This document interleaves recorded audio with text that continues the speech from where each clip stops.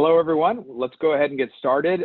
My name's Tom Suter, and I'm the founder of the Advanced Technology Academic Research Center.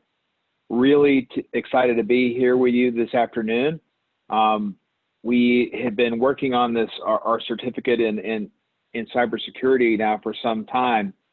Like most programs lately, they were greatly affected by pandemic, but it actually has turned into, I think, a blessing in disguise.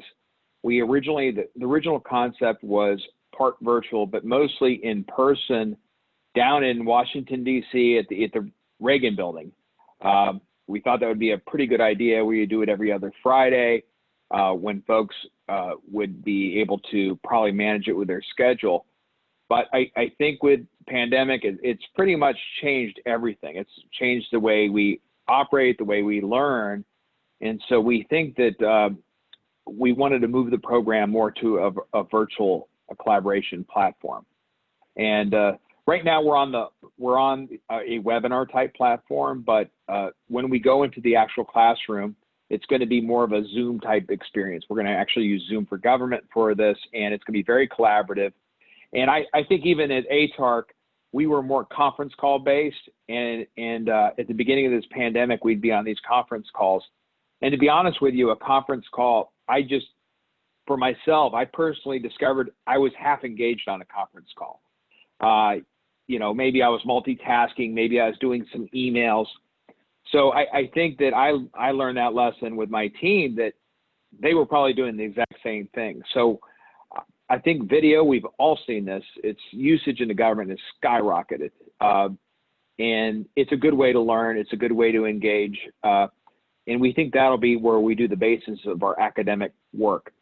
We do think that in-person is important, and when it's appropriate, we'll have the occasional happy hour after work, probably downtown DC, where most of the people are going to be working. We think that the human interaction is important, but we think that we can get the learning done, you know, quite a bit through a Zoom type of experience. So that's what I have. I wanted to turn the program. This is just very exciting. Both of my parents went to the University of Maryland.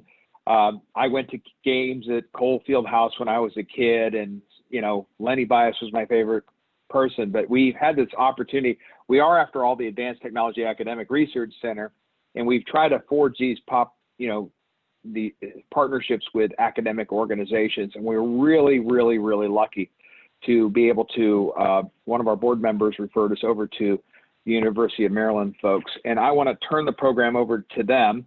We have with us today Rajri Agarwal. She's director of the Snyder Center and a professor at the Robert H. Smith School of Business.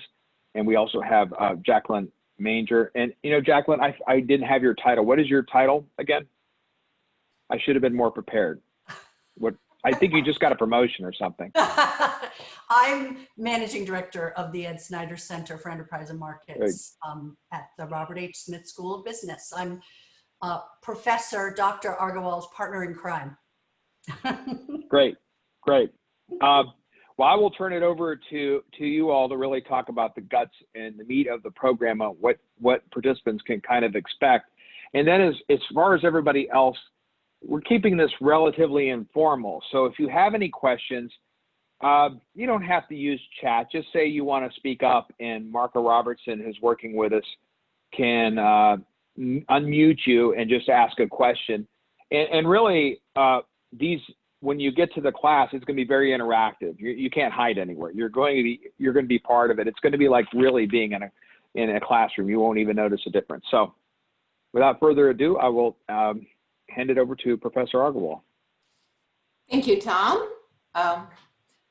Good afternoon, or whatever time zone you're in right now. One of the nice things about Zoom is that you can work from anywhere, anytime.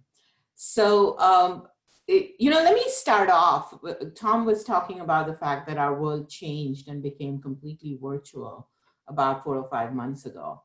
Is it 3 or 4 months ago?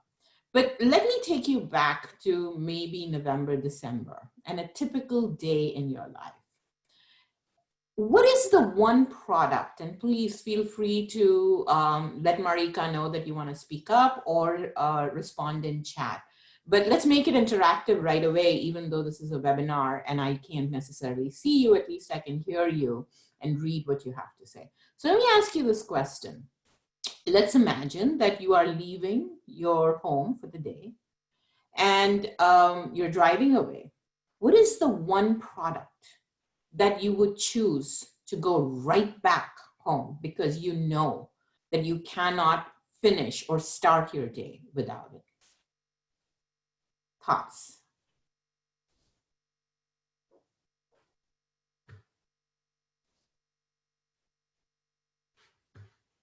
So what would be the one product without which, and I'm not talking about food, water, and so on. Yes, so it looks like almost all of you are saying my phone. Yeah. Well, some of us are from a time, I am at least, of the time, oh, Kathy says she's got 2 phones that she can do without. And some of us remember a time when we did not have, let alone smartphones, but even dumb cell phones. We had landlines that we were relying on. So why is it that in a period of less than 25 years, the phone is the one thing that you're responding to me as a product that you cannot live without? Why is this phone, iPhone, smartphone, Samsung, Google, whatever it is that you have, why has this become such an essential component of your life?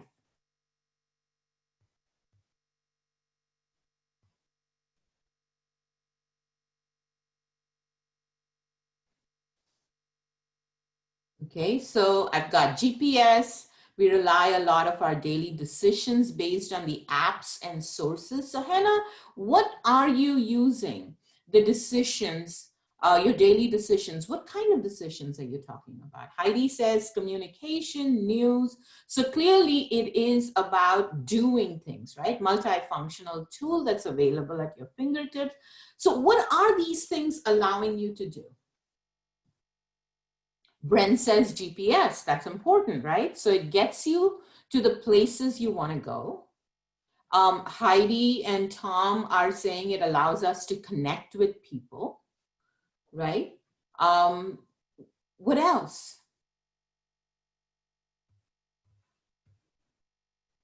Just think about it, you can just write out all of the things that you do with your phone. Convenient info, yes. Always in hand. Heidi says everything. And Hannah says I work efficiently with tools like Google Calendar and email. I can do banking, right? You can check social media. You're making your life more mobilized. So if you think about your world as consisting of places you go, which is why you need GPS and it comes handy, people that you meet and communicate with, and the things that you do. This gizmo has become inseparable to your life because it allows you to manage your world, your calendar, your schedule, your communication, your information dissemination, all of that. So I love the fact that you've got connect, communicate, GPS, calendar reminders, all of those things are coming to be, right? So let me ask you this. One of you said, Brent says weather. Now, who said that? That's right. To the point where if you drive, you'll drive back home and go get it if you forgot your phone. Absolutely. Yep. So someone said that they had an iPhone. Who has an iPhone amongst all of you? Brent has an iPhone. Okay. Okay, Heidi does too. Okay. Any non-iPhone users in the group here? I know I am. I use a Samsung phone with a Google Android interface. Okay, and Dorto, you're using an Android too. So let me ask you, Anne, Judith, you're using a Samsung Galaxy, so am I. Jacqueline, you use an iPhone, don't you? I do. Okay. So Heidi, what if I were to ask you whether you would be willing to trade your iPhone with Anne Dorto or with Judith? Would you be willing to do that? And Judith and would you be willing to trade with Heidi so that you use the iPhone as opposed to your Android? Big no. Heidi says no. Well, why not, Heidi? Okay, Judith says it's a steep learning curve, I'm comfortable. So, I mean, it's a smartphone, right? Notice both of these are smartphones and they do the same things that we're talking about. And yet Heidi says big bold letters, no. Judith says steep learning curve. Anne says, no, I dislike the platform. Heidi says, I'm a Mac lover, right? So even within the same phones, you're still seeing a huge amount of stickiness because the value proposition to Anne for a Samsung is much higher than the value proposition that the iPhone offers, right? And similarly, for Heidi, I'm assuming, Heidi, that you are an iPhone user, right?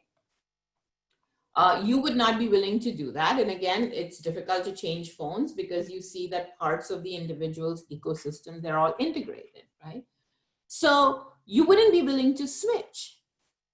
Now, it seems like most of you are iPhone users. I'm unfortunately realizing that the Android/Samsung piece of the ecosystem that I belong to is getting shorter, smaller and smaller. But let me ask you this next question then. Who is the CEO of Apple?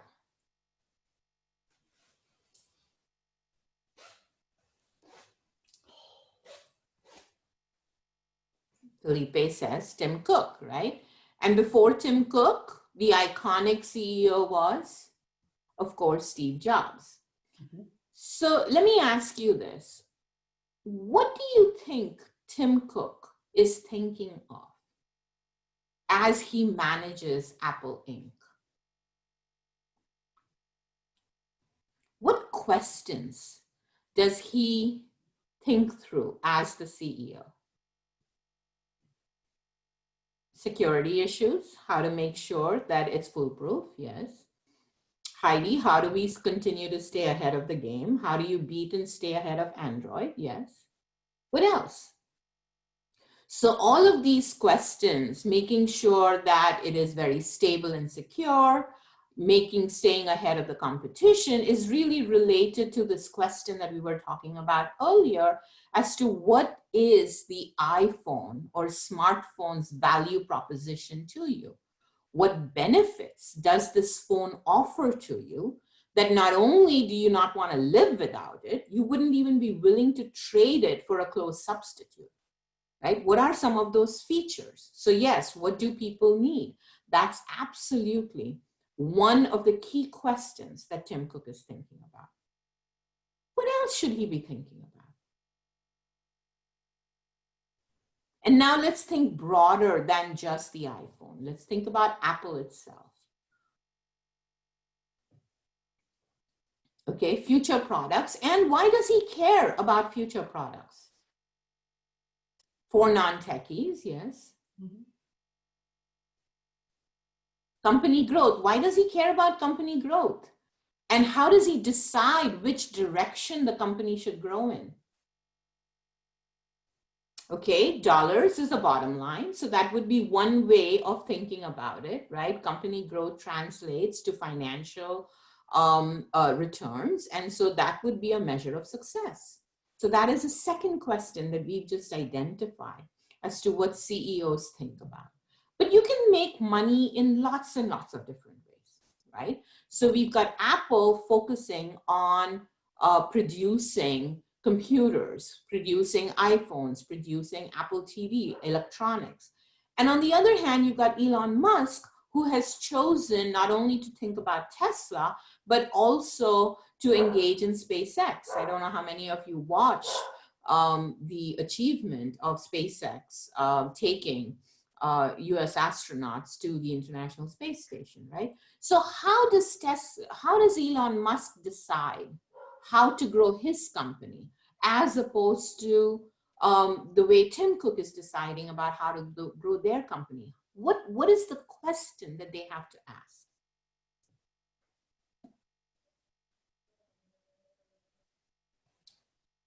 So what I'm getting at are two let me lead you to where I want us to go. We have just identified 2 questions out of 4 critical questions that every CEO asks of themselves if they want to lead the company. So I'm looking for two more questions. What does success look like, and what's my value proposition? Are questions 2 and 3. What do you think is the first question they should be thinking about? So Tom says, Elon thinks about how to preserve the human species, go to Mars. That drives a lot of what Elon thinks about, right? Which is getting to what is Elon Musk's purpose, which is, of course, the first question that the CEO is asking. And so you can achieve growth and success. You can clarify what your value proposition is. But the first and fundamental question is, what problems do you want to solve? And why are these the problems that are interesting to you? And then you can think about what Felipe is saying, which business models can be disrupted, and saying, how do we get there? Heidi saying, how do I maintain quality with expansion? And absolutely, Heidi, because there's a need. Well, how do you define which need you want to solve, right? So that's the first question. So now we've got 3 of the 4 questions. Let me repeat. What's my purpose? What does success look like to me? And what's my value proposition? The 4th question that CEOs often ask is, with whom should I trade? Who are my trade partners? And let me ask you this. I'm assuming that the first 3 questions seem natural even as I was identifying them for you. Did the 4th question also come naturally to you?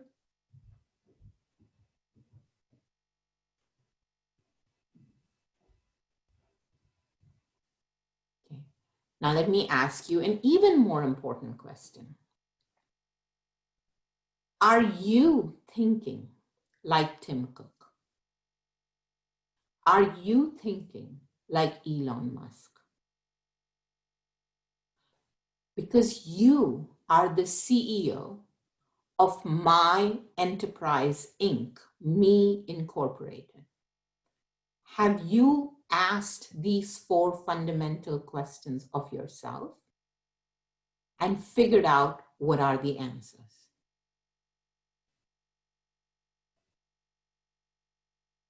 That is going to be the basis of what we start off in this program, because the program starts with you, first and fundamentally. And we're going to have you walk through this, because think about it. And so let me ask you this, right? So let me at least start with, what are my 4 answers to these 4 questions, right? So the first question, what is my purpose? Almost every one of us on this webinar will agree. Going back to what problems do you want to solve that are meaningful to you, that you want to make your world a better place by doing something important to yourself. And let me pause out there too. Solving problems, I'm sure you were agreeing with me and going, aha. But as soon as I said making the world a better place, be honest, how many of you rolled your eyes at me virtually? Particularly because I can't see you. Yes, rolled, okay? I love the honesty. Yes. Okay, why did you roll your eyes when I said making the world a better place? No, that is why I joined the government. Heidi says, I'm not rolling my eyes. This is exactly what I believe in, okay? So tell me more, right? I mean, I really can't succeed all alone. Yes, that's an enormous, okay. So that's an enormous task, especially when we think about making the world a better place. And of course, today, with one crisis after the other coming at us with breakneck speed, so that all of us are just left reeling with what's going on, one can certainly say that making the world a better place is hugely enormous. It is a daunting task. And in fact, part of the rolling could be because it sounds very cliche. But on the other hand, it can also be paralyzing. But let me go back to the iPhone and the smartphone example. If you define the world as that big world out there, then yes, it's either cliched or it is daunting. But if you define your world as the things you do, the places you go, and the people that you meet, then that is your sphere of influence. And in that world, you can define what is important to you that you want to solve. Because the people that are in your world are by your choice. The places that you go are by your choice. The things that you do are by your choice. And these choices matter to you. So as Heidi says, absolutely, it's a matter of identifying the issues that take the most priority and are important to you. And so that's our first question. And of course, we're going to give a lot of context and color to it, because even though my purpose and your purpose would be very similar in that we want to solve problems that are meaningful to us, but which problems are they? How do we define and prioritize? Those would be the things that we would be tackling. What does success look like? It's not making a lot of money. It's not gaining a lot of power. It's being able to say, I love what I do and I'm good at it. What's your value proposition? It's about creating features in you that create value for the other person. And of course, when success and value proposition meet, that's when you're doing the activities that you're good at and deliver the most value. But that also requires you to prioritize. So rather than doing everything yourself for whatever task needs to be done, you'll just, that'll be exhausting. And again, very daunting, as people were saying before, right? But if you think about who are your trade partners, who are the people that are aligned with you on your purpose and on your objectives, but can offer you complementary skills and abilities so that they can be brothers or sisters in arms, if you will. Those are the people that you choose to trade with. So, for instance, for me, I trade first and foremost with Jacqueline, who's my managing director. And she and I are a pair that think very, very deeply, and we bring our complementary expertise to the table to think about what is it that we can do at the Ed Snyder Center to create value. The next level of trade is with Tom and with Marika. These are our partners outside of Ed Snyder Center, but again, aligned on the mission of providing value to you by thinking about issues that you're encountering in your workplace, in your career, for that matter, even in your life. You can be asking these same questions in your personal, not just your professional life. And again, there is alignment of objectives, but complementarities in abilities that come together. So I'm going to stop there because this is what I would, just a teaser, and of course we're going to dig deep. And what I'm hoping is that by the end of this, with my session with you, you would actually walk away with not only thoughtful, deep answers to these 4 questions for yourself. By the way, be prepared to do a lot of work. This is not easy. These answers may seem like they're obvious, but often they require a lot of deep reflection, a lot of courage, if you will, and a lot of willing to look at things in a very, very different way. But I can assure you from my own taking the lessons to heart and doing it myself, it is very worth the effort that you would put into it. So I'm looking forward to being part of that journey with you. I'm going to turn it over to Jacqueline to talk about how else, starting with you and then building it out to the organization that you're part of, to the industry that you belong to, will then allow you through the certificate program to meet and network with other like-minded people and create healthy, meaningful relationships. So Jacqueline, over to you. Thank you, Rajri. Well, good afternoon, everyone. So that was a little teaser of the first module in the 6-module certificate of that we've designed at the Ed Snyder Center for you. The first module called the CEO of My Enterprise, Me Inc. I like that we begin in this way because it helps ground you in a community of people who clearly are like-minded if they're going to take the time to do the whole certificate, but not only embrace the work of this first module. As you build that community and learn to answer these important questions and learn how to meaningfully really reflect and think critically and also express yourself in this cohort atmosphere, you'll be learning a set of frameworks and toolkits that actually, as Rashri explained before, the same questions that CEOs ask for their enterprises. And you know, whether you run the whole enterprise or a unit or a division, once you learn to apply these questions to yourself, you can then look outward. You can help your direct reports ask these questions for themselves and learn as a team to ask these questions at the workplace for the important work that you're doing. So it leads very nicely into the next 5 modules, which are you know, more germane maybe to what you're thinking about in a certificate program like this. The second one, and if you want to bring up the slides, thanks, Marika, so they can kind of follow along. The second module after the CEO of My Enterprise Inc. Helps you to, I guess the biggest learning objective there, this is the core tools for strategy and change management. It shows you how to analytically and holistically evaluate and reflect on your organization's place in a constantly changing landscape. So once you've learned to do this kind of work for yourself, you can then look outward, right?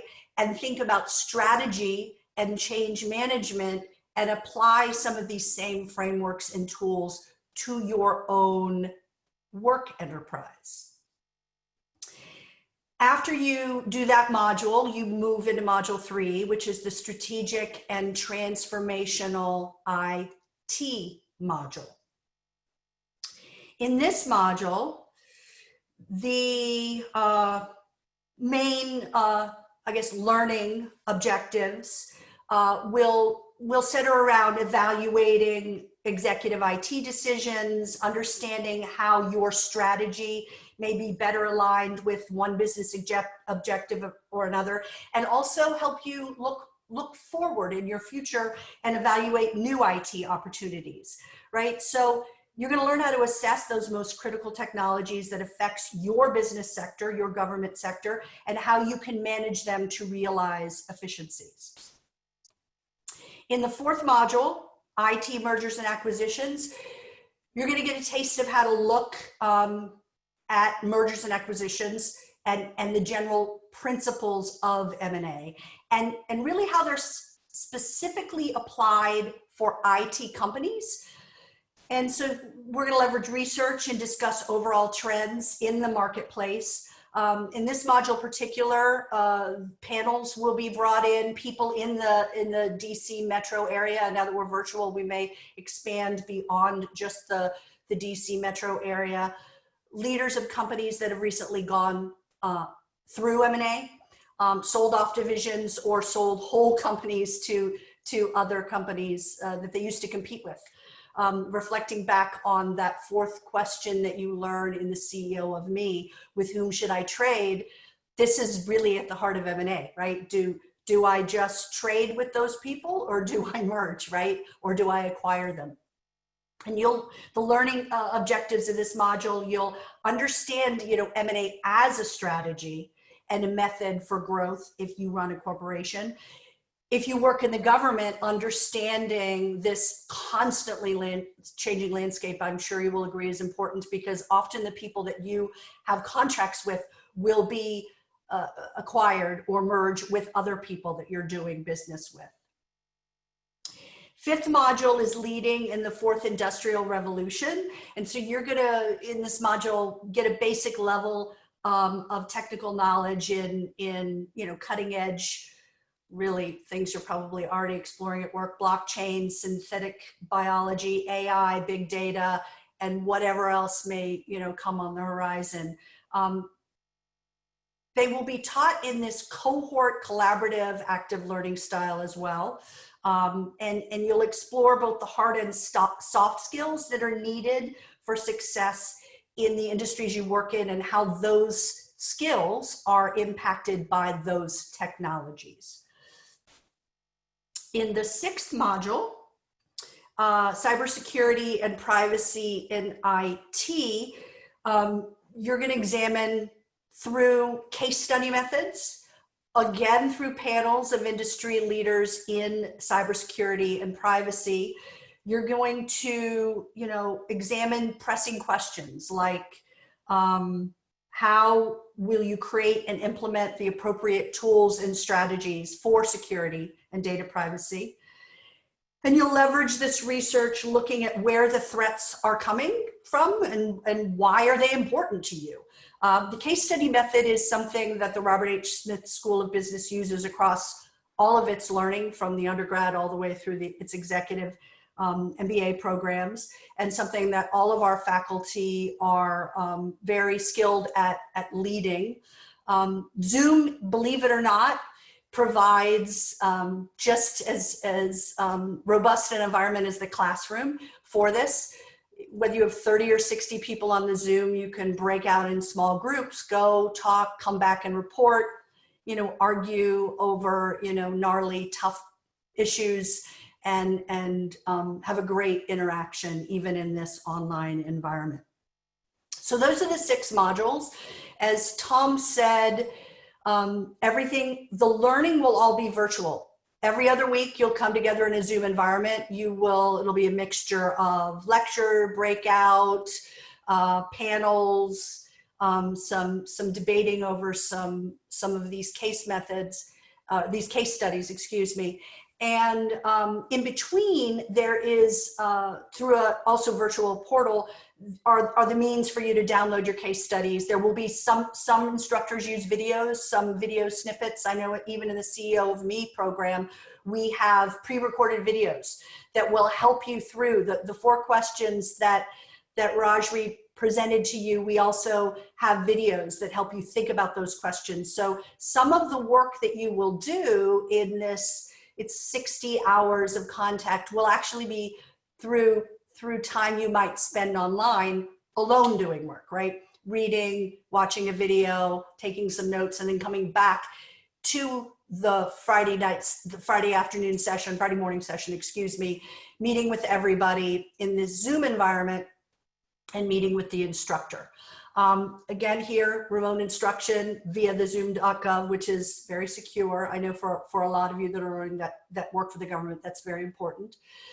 Guest speakers, these independent assignments in the online portal. And then the potential for, we're all living in such uncertain times.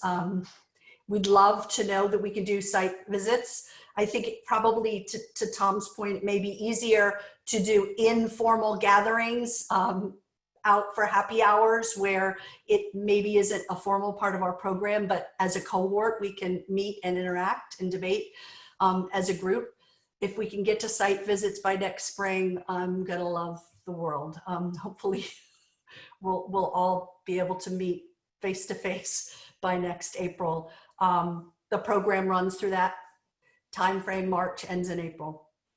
So that's it. If we have questions, if you want to open up the chat again, if you guys want to ask Marika to unmute you, happy to answer questions that are articulated by you speaking into a microphone, or you can type them out in the chat. I see nothing more here. I see a second question. Nope, nothing. So if you guys have any questions, let me know. Yeah, Richie had a question about the certificate, about it. Is it a master's certificate? If not, can extra classes be taken? Oh, great Yeah. question. It is not a master's certificate. You do get, we've been approved through the University of Maryland Continuing Education. It's not a department, it's a provost there that approves continuing education units, CEUs. We've been approved for 6 CEUs for this certificate. So no, some of the content in a couple of the courses that you will get is along the line of some of our MicroMasters courses. If you've ever taken a look at some of the free content that's out there, we do offer some small, like little dives into some of the programs that lead into a master's certificate. So there's an alignment of that if you were going to go forward with a master's degree. And what do those CEUs get you? So I'm not sure I understand the question. So are you looking to get an actual master's degree, Heidi?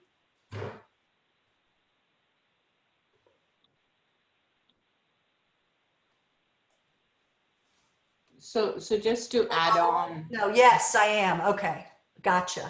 So the CEUs would not equate to anything other than you would be darn well prepared for a master's degree program, I would say. So if I may take that, Jacqueline. Yeah. So, you know, several of you, of course, know that you need to have continuing education certification, and the CEUs definitely translate for those, because these are from an accredited Research One institution. Right. Now, to the extent that you're actually interested in getting a master's degree, like Jacqueline said, we would be happy to talk to you and provide you some insights on, you know, which programs you should take, both within University of Maryland, but, you know, it doesn't need to be just focused on University of Maryland. We believe that we're offering you quality programs. We're happy to talk to you about other programs that may satisfy your desires to develop yourself further in terms of getting additional credit too. So, you know, think about this as steps that you're taking towards, again, going back to what does success look like to me? What's my value proposition? And how do these educational offerings fit, not just by themselves, but as part of a whole that will allow you to do ultimately what you want to do? Right, so I guess in that way it would prepare you, part of the work at the beginning of the program leading into the rest of the modules probably would prepare you for asking that question. Do I want to devote that time and the expense, which it is quite a great expense. Is that the next step for me? And you would be, I would tell you after these modules, you would be very well prepared to make that kind of a decision and make that kind of an investment. Another question we had is on the format. Each module seems to be 10 hours long. I would estimate that you would spend, that's how CEUs are given, 10 hours on a module. You will spend 4 of those hours, about 4 of those hours in the Zoom environment. For some of the modules, you might spend 6 hours in the Zoom environment. For some modules, it's only 2 to 3. And the other hours you would be spending reading a case study, watching a video, you know, doing an assignment that you might then upload that was then discussed in the face-to-face Zoom time. So each module is not 10 hours on Zoom. It's a blended mix. Does that make sense? And to follow up on what Jacqueline is saying, one of the things that we're doing here is, you know, how did we decide that these would be the 6 modules that are most relevant for you? How did we decide what should be the format in which we're offering this to you? Well, we talked to Tom, we talked to a lot of you, we spoke to the board, we spoke to you know, people that are seasoned executives, and, you know, similar, many of you may have actually taken part in the survey that Tom and Marika sent out in terms of what is it that would provide you the most value in terms of the content. And by the way, it's not just the content, it's also your cohort that you're meeting. And one of, you know, Tom can go on to talk about, you know, the fact that this is not, this is public, private sectors, small entrepreneurial firms, large established firms, a whole mix of people that will be taking this course so that they become your cohort and your network. So we're thinking a lot about, the design of the program was largely to not just focus on content, but also the process. And so each module is customized to make sure that we optimize on your learning. And so in that sense, being part of the Ed Snyder Center, being part of University of Maryland, we can actually access the best practices that are offered from the Office of Transformational Learning and think through just how many hours need to be in engaging with the content by yourself, how much of it is interacting with each other, and how much of it is facilitated learning by the instructors. And what I hoped you saw in terms of my own, if you will, modeling what your experience would be in a classroom is it's very, very interactive, and it's very much engaging you in the process of learning and question-based learning, as opposed to, I get bored watching presentations. I get bored listening to myself too. So what we would be doing there with you is thinking about, what are the tools and ways in which we can optimize in your learning. Mm-hmm. Yeah. The greatest I saw one question in this environment come from the people in the cohort, right? Right. That's the interaction. Yeah, you're getting questions here, Tom, that I think maybe you or Marika might have to address about the certifications. Yeah. Well, that was really good because I had that on my list to finish up anyway. Jerome Nash had a really good one. Is the certificate recognized in the IT community? How does it compare to certificates from ISACA and ISC squared? I know those organizations, they're fantastic. We're going to be different than they are. They're going to be very, very technical. This is for the practitioner. The purpose of this certificate is the kind of more of the executive. Like if you want to, for your career, you want to manage people, you want to manage, it's not just the technical part of it. This is about a management thing. This is going to go on your LinkedIn. This is going to be something you put on your resume. The way we look at it is we want this to be a thing that is recognized. And a little bit of inside baseball, we're talking to OMB as far as their reskilling program and then kind of incorporating a program like this in their reskilling initiatives. And really the White House is we've been talking to them about kind of turning some of that over to ATARC for management. So I think this is we want this to be a big deal. So when you graduate from this program, you're going to be going to alumni events. You're going to be continuing to expand your circle of people that you know and, getting these connections that you need to advance your career. We want this is going to be a big deal that's not going to stop just because you finish the class. But it's going to be different. It's not going to be technical.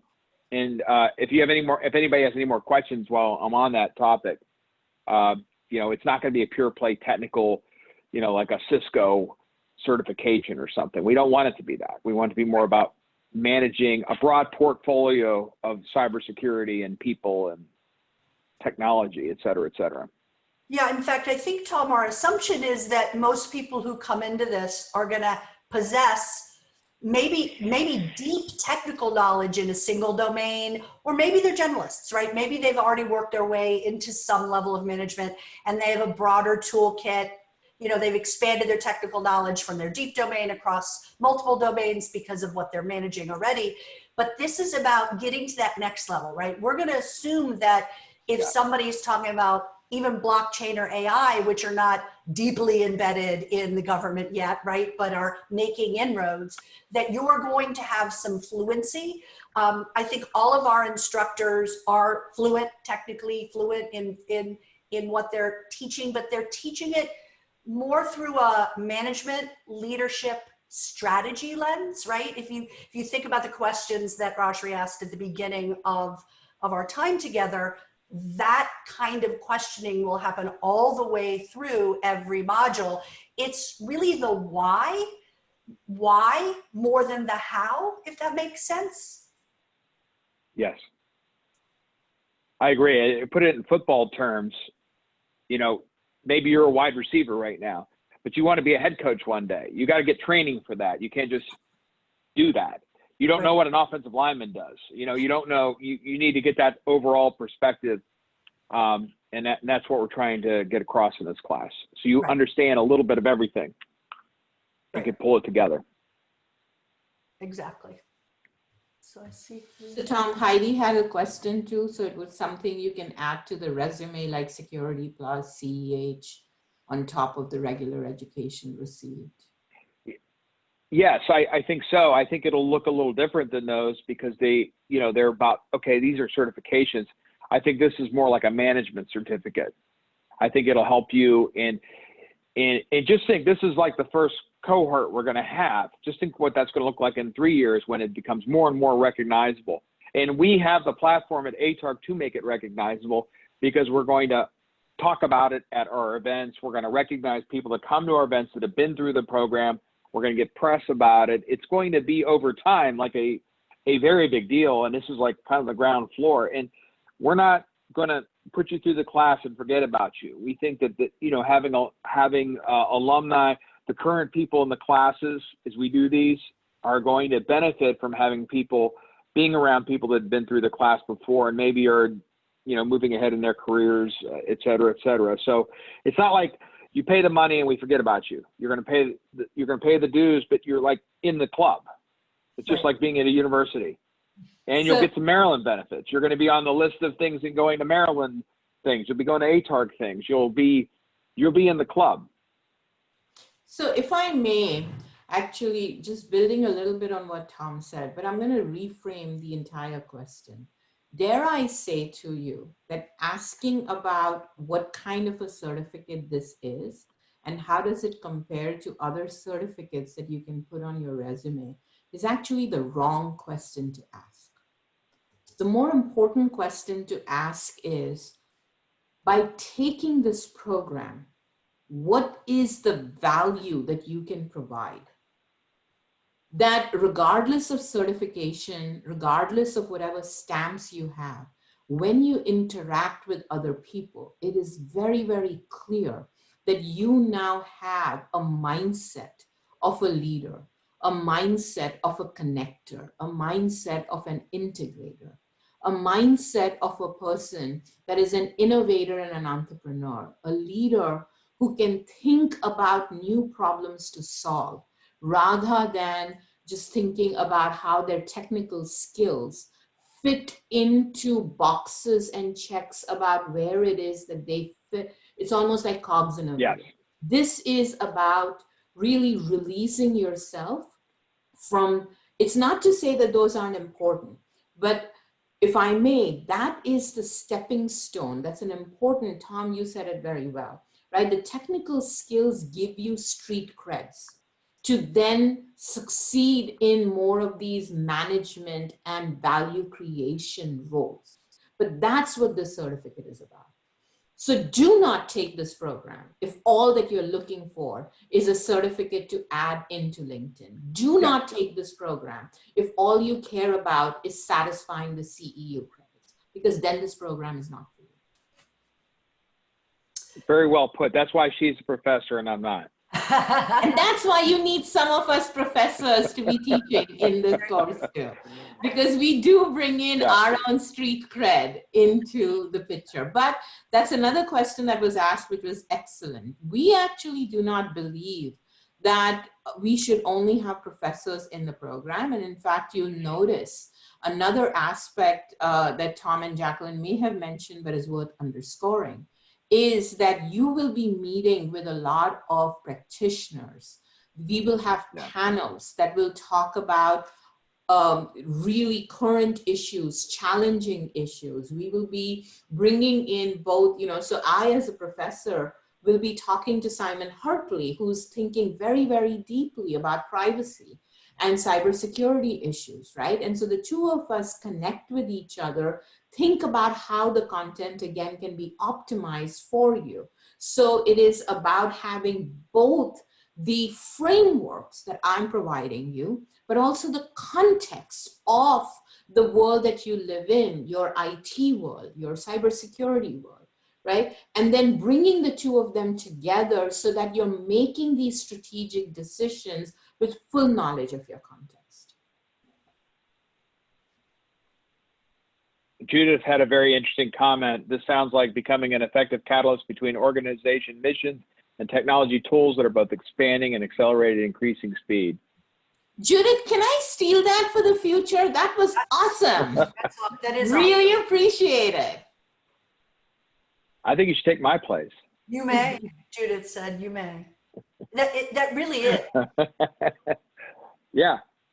And you'll be an effective Mark could catalyst get that. because you'll know your mission too, right? You'll understand how Yeah. you fit in with that organizational mission and how your value proposition aligns with it. Yeah, brilliant. You know, and to that point that Jacqueline said, and connecting it back to what I was saying earlier about, you know, this framework will allow you to not only think about what you should do, but just as important, what you should not do. Because it will also tell you, because you know, the opportunity cost, I'm an economist by training too, by the way, right? The opportunity cost of doing things that are of lower priority is the time spent on things that you could be doing that are of a higher priority. And so part of what this program is also about is thinking about what are the activities that you should be focusing on that provide the highest value both to you and to your customer, your trade partner. And that is not just about doing more, but sometimes it's doing less and as a result doing more.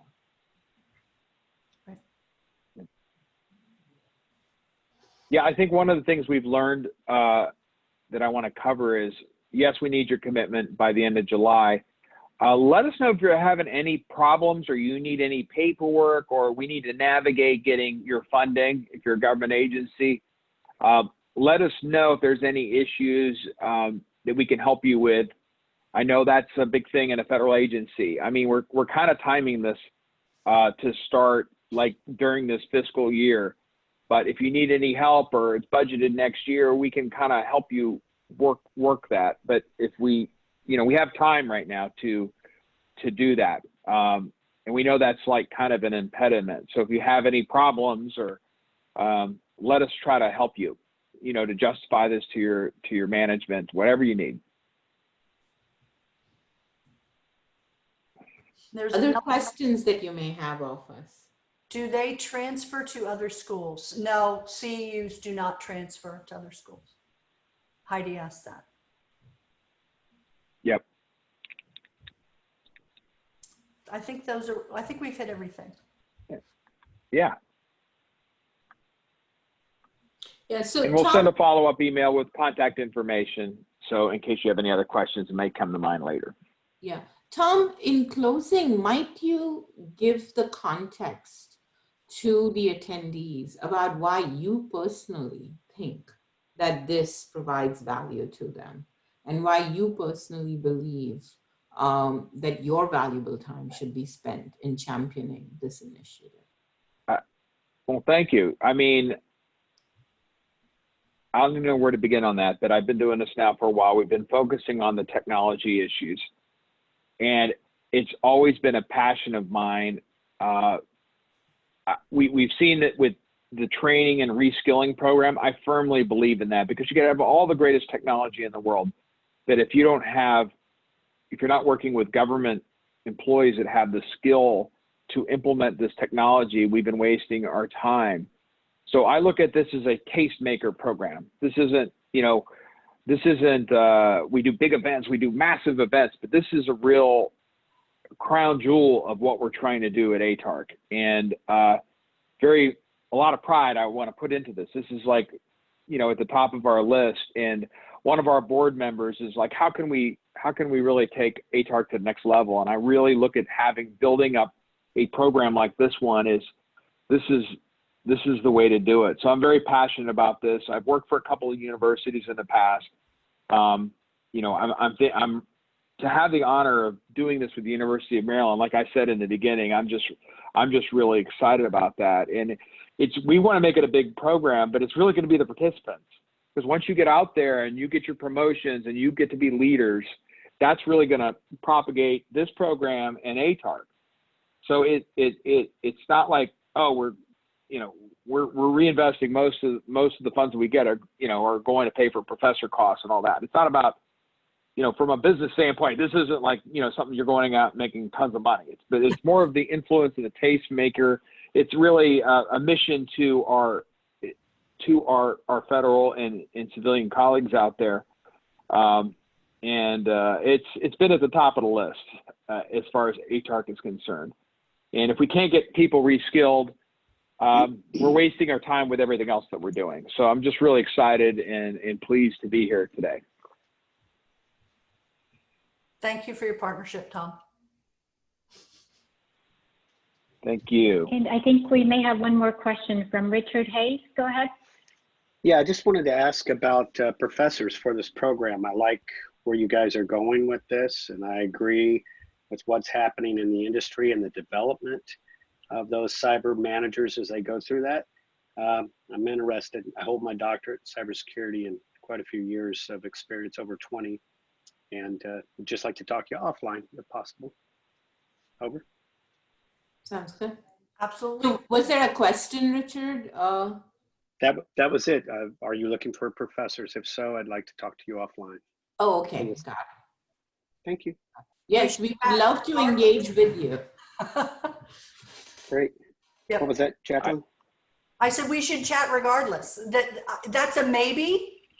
Okay. we have lined up, I think, professors for every module. There's a maybe in there for maybe, but we should chat offline, Richard. Certainly. Well, I mean, if the program's going to grow the way that Tom's saying, Yeah. and I can definitely foresee that, especially in the NCR here and outward bounds as government's expanding. I agree. So I'll try to some way to hook up with you guys offline. If somebody can send me some contact info, I'd appreciate it. Yeah, Marika will send a follow-up email, and then when you email back, Marika can connect us. Copy. Thank you very much. Yeah, thank you. No.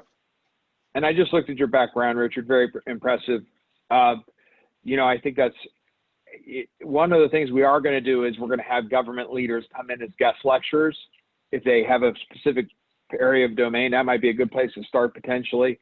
We're looking at, Dr. Ron Ross with NIST and Kevin Cox with the CDM program. We want to intermix them into the programs occasionally and have a good guest lecturer. But yeah, definitely, certainly something we can entertain. Awesome. Appreciate it. Thank you. Okay, no problem. Mark, are we good? Hopefully we got to everybody. I believe we are all set. Thank you.